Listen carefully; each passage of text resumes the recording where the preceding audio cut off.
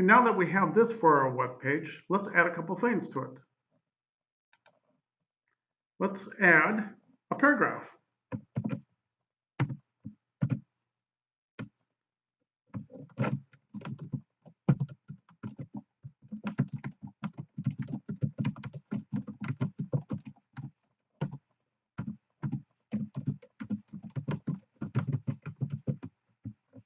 And of course, /P. And so what we have here, Control S, and let's take a look at it. Refresh, and I will want to center that. So let's go back to our code. And this is somewhat of a review.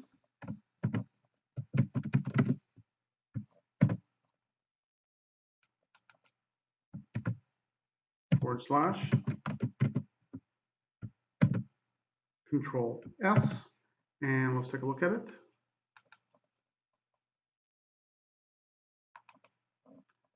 Okay, let's change the size.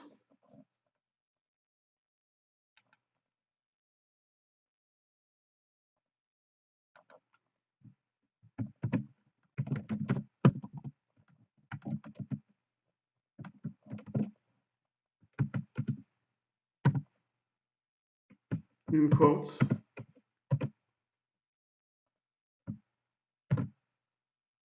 And of course, we have to close the font tag. And Control S, and let's see what we have.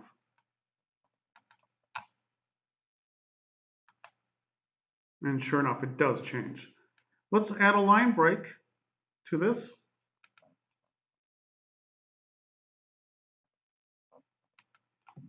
And a line break is just this. And you actually don't have to close the line break. And I'll do Control S, and watch what happens.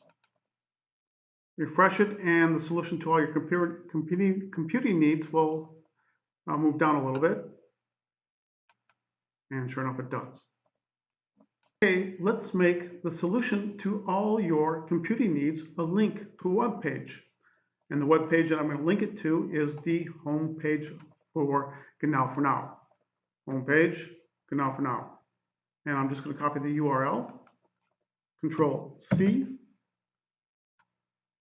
And let's go to our code. And we can do this by reference equals quotes and Control V, the URL, end quotes. And now we have to close the A tag. We can do that by right at the end here, /A